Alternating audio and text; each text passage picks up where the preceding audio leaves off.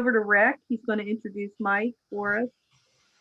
Yep, happy to do so. I first met Mike Idriss when I shadowed him on an Urban Adventures tour about 2 years ago.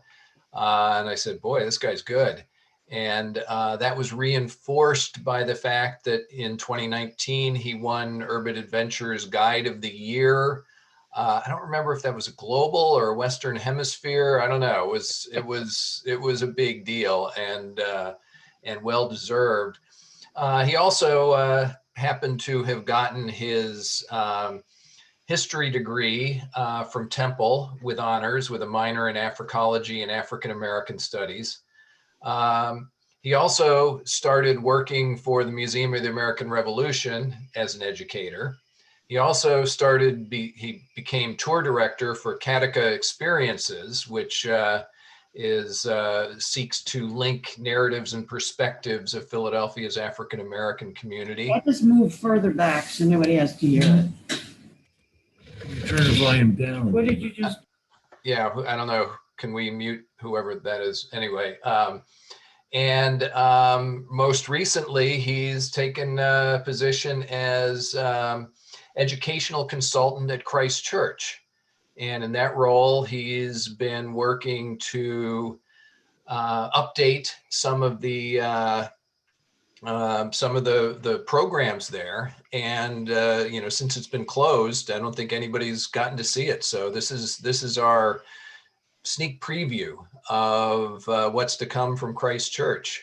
And Mike's brought some other people from Christ Church into the meeting, so welcome to them as well. And I'm really happy to be introducing and be seeing Mike present to us today. So take it away. Thank you for that awesome introduction, Rick. There's a lot of familiar faces in here. There's a lot of familiar names in this room as well. I want to thank John for coming in, as well as Hannah as well. I appreciate you being here as well and just being links in the chain here today. So I hope everybody hears me well. So, it's been a long time since we've all had the opportunity to be back inside the confines of Christ Church. There have been some changes. We know, many of you know Neil Ronk. He has since retired. And I had the opportunity, I was asked to help develop, or at least to some plans for the future. And I know that Rector Tim, as well as Barbara of the Trust, have been really wanting to open up some of the content and really tell more of the history. So I'm going to just share my screen and just kind of walk through our little presentation here today. So let me share my screen. All right. You should be able to see that. All right. So let me hide myself too. So like we said, it's been pretty much frozen in time since March of 2020.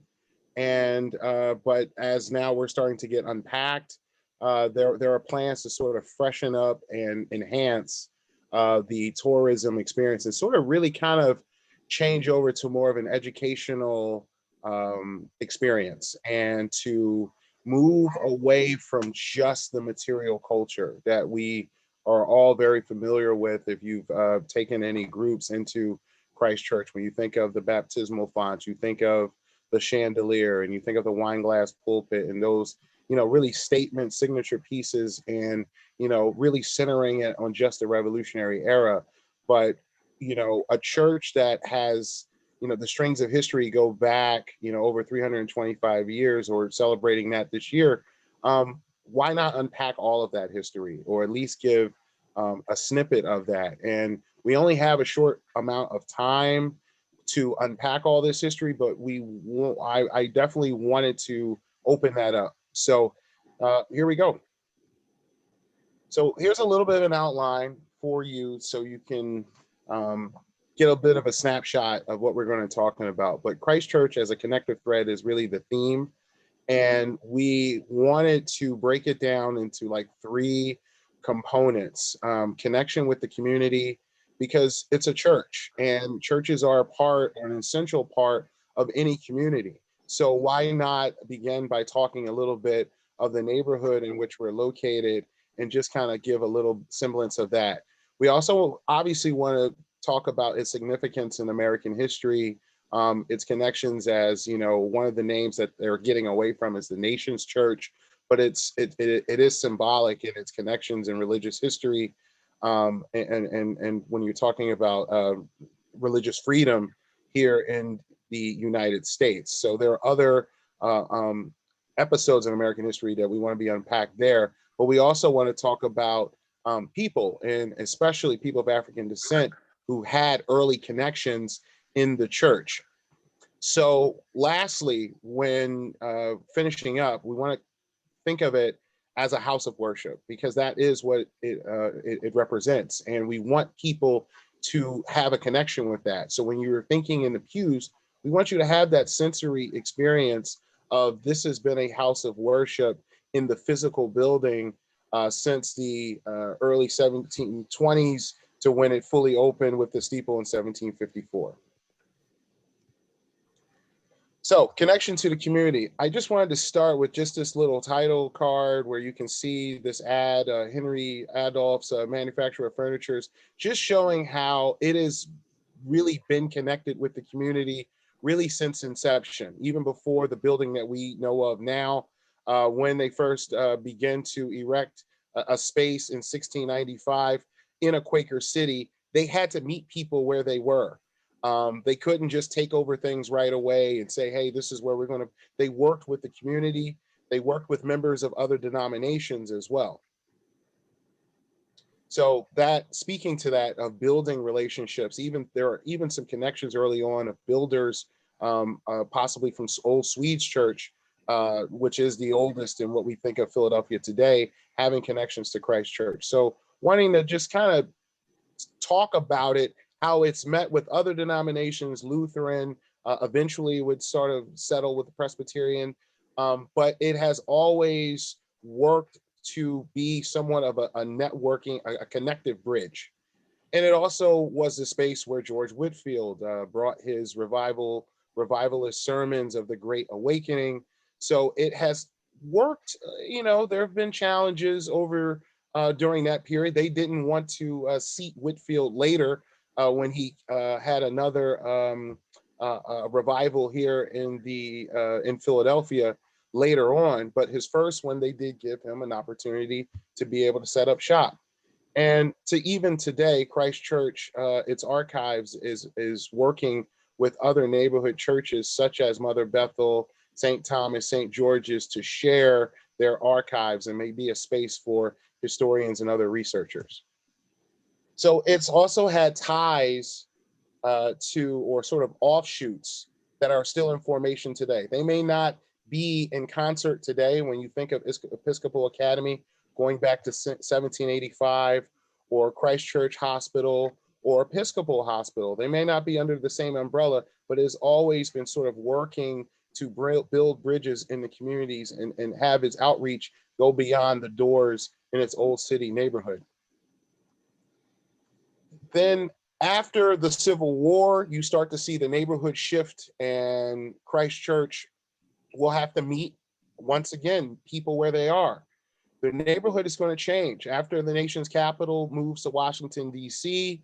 And then after the Civil War, once again, you see two convergences. You see the Catholic community in Philadelphia expand massively, but you also see Eastern European immigrants start to move into the neighborhood as well. So the neighborhood house will become one of the bridges to sort of meet people, to expand the reach of the community. And today it is a venue space, again, meeting with the community, connecting with theater groups like the Art and Theater Company, the Clay Studio, as well as the Center for Art and Wood, the Fringe Festival, as another public venue that people are able to use and network with the community in Old City.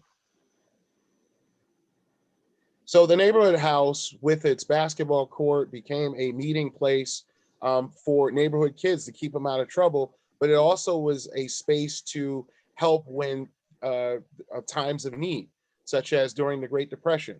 and you can see sort of a food supply line here outside the doors of the neighborhood house. And today, you can come to the neighborhood house to purchase items, Lost Bread Company, other vendors as part of the farmers market. Another way of sort of where Christ Church connects with Old City vendors and local merchants, in a lot of respects in the same vein as when you think of Old World Philadelphia and the head houses and the markets along High Street. So we wanted to kind of thread all that together. So to introduce it to individuals who don't know anything about Philadelphia, and as a way to introduce ourselves to so many people who want to know more about what Christ Church does within the community. So moving on to our next space, a church of an emerging nation, its place in American history.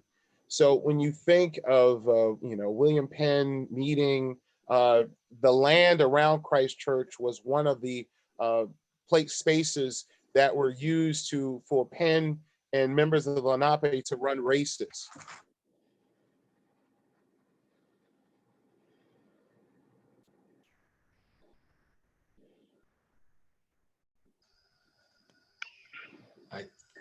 We might have lost Mike. Hold on for a second.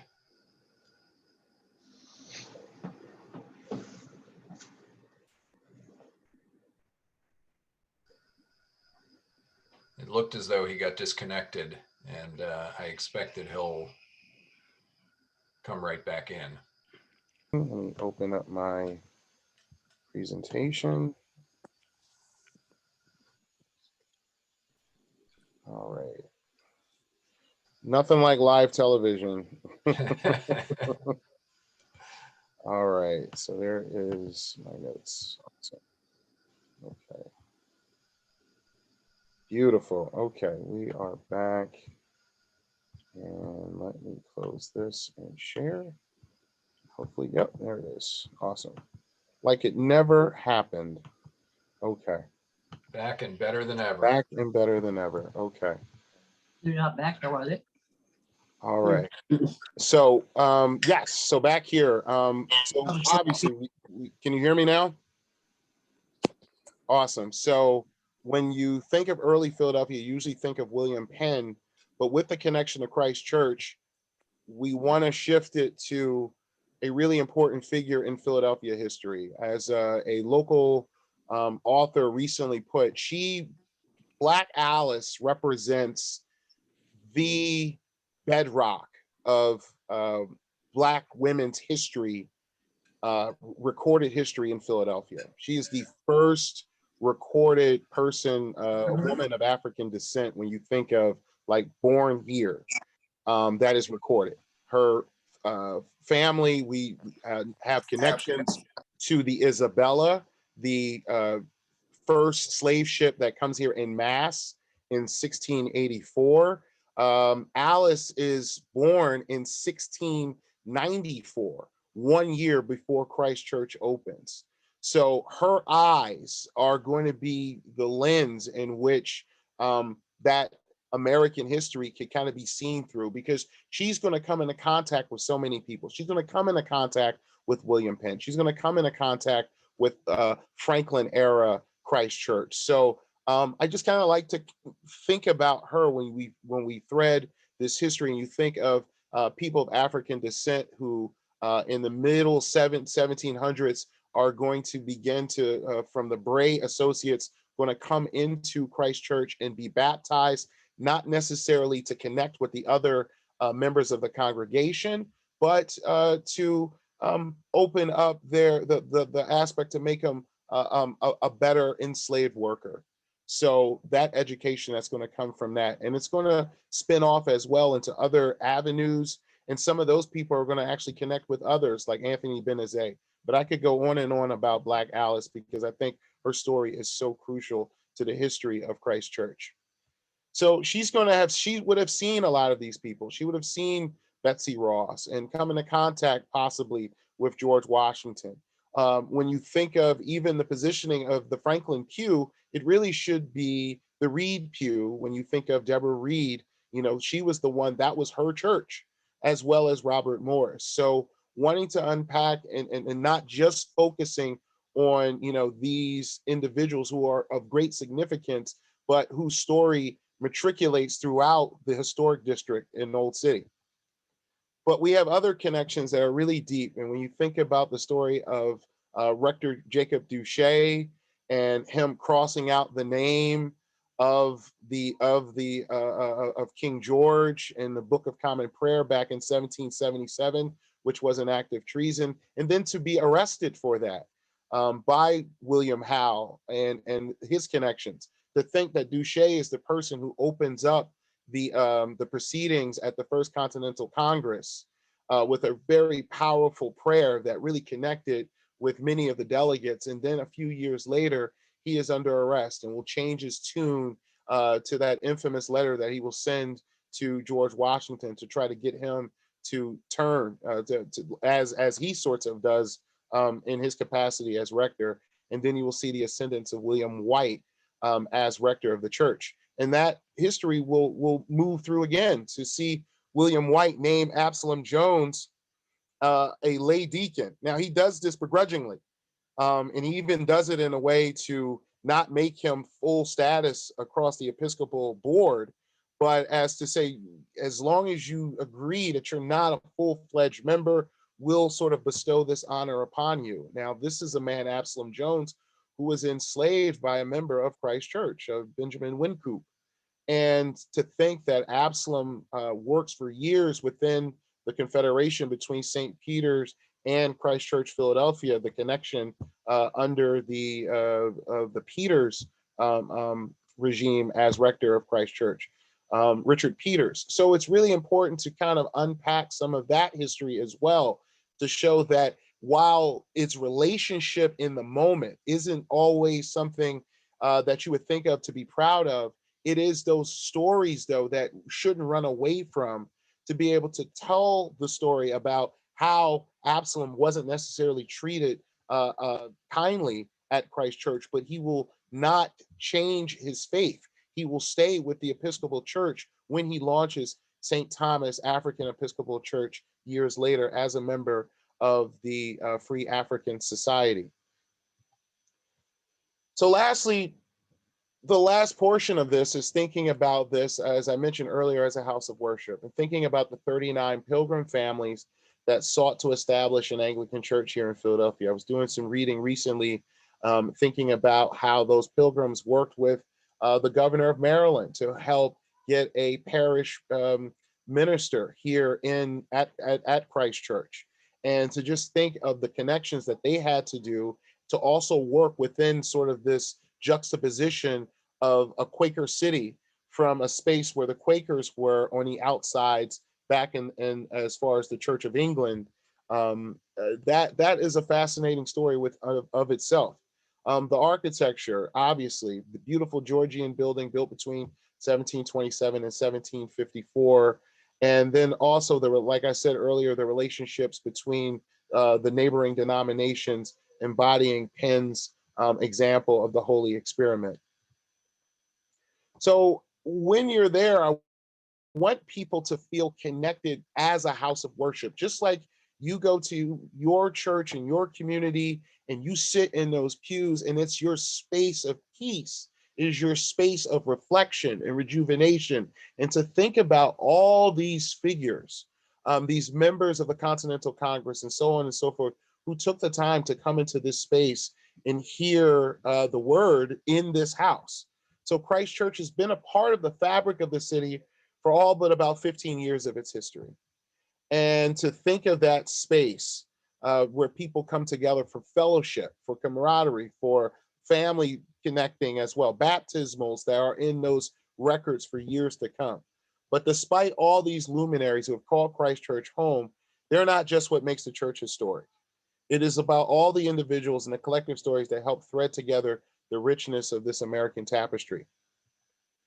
So lastly, as you're starting to move on, I want people to think about this space, especially in this moment in history. And it's important to unpack some of this in the annals of the Christ Church's history. So it's worship in times of peace and war, The Church of an Emerging Nation, link between pre-revolutionary America and the establishment of the United States. So it's that old, that it's one of those few institutions that really saw the arc of pre-revolutionary America moving into the revolutionary era. So you saw the divisions that took place, besides those who saw themselves loyal to King George, or maybe to the arguments of Parliament, to others who want to rebel against that and will eventually become, disloyal to the king. So members of the church were divided over the topic of independence, with 33% being pro-revolution, 25% supporting the British, and the rest remaining neutral. So just giving you an understanding of what it meant to be in those pews and to be a part of a divided congregation. The members of the church, many of them played roles in the American Revolution. We talked about Rector Duchess and William White. They were chaplains of the Continental Congress. And throughout revolutionary Philadelphia, Christ Church becomes the home away from home for members of the Continental and Constitutional Conventions. 7 signers of the Declaration of Independence are buried, not within just the footprint, but of course, down the street at the burial grounds as well, which we want to also, again, bring a link. So you're not just coming to Christ Church and you're detached from what's going on at Christ Church burial ground. It works in concert with each other. So worship in times of dissent. So we talk about all the events that took place on January 6th. Well, Philadelphia has a unique opportunity to unpack some of this history, to talk about the challenges that the members of the church, such as stalwart Horace Binney, who was on the side of abolitionists or on the side of the Union during the Revolutionary War. And then you have someone like Pierce Meese Butler, who had a very colorful and checkered history, known for the largest enslavement sale of people in American history, over 200 persons down in South Carolina. They both were members of Christ Church Philadelphia at a time of great vitriol, the burning of other churches in the neighborhood, such as St. Augustine, and as well as back in 1838, the bombing of Pennsylvania Hall. So sort of unpacking some of that history and seeing that those same challenges that littered the not just Philadelphia, but other cities also brought to those same doorstep here at Christ Church. But here's another story that shows the interest of a rector, not Jacob Duchess, Benjamin Dor.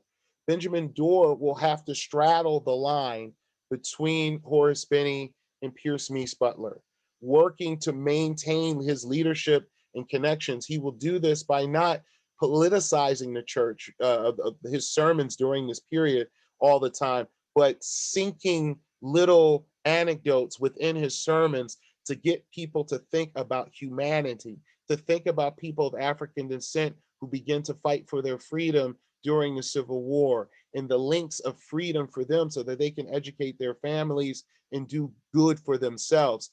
He also had stock in the game because his own son, named after William White Dor, also served during the Civil War. And not only did he serve, but unfortunately he lost his life. And you can see this once you return back inside the church. You can see this marker talking about William White Dor, who died in Spotsylvania, Virginia. So it's really important that we connect these different threads to give people a sense of the times that we go through today aren't static. They travel back in time. And Christ Church is that connected thread to the city of Philadelphia. Above any other real institution that I would like to think of, it really is a beacon, and think of it as that anchor spool, and all these different threads that connect the rest of the country: religious history, the emerging neighborhood shift and population, the ethnic groups that will have to move as the neighborhood will transform with the building of I-95 around it. So there's so much history to unpack. And I just want to thank everybody for hearing me out today. So any questions and comments going forward? I'm going to stop sharing my screen now.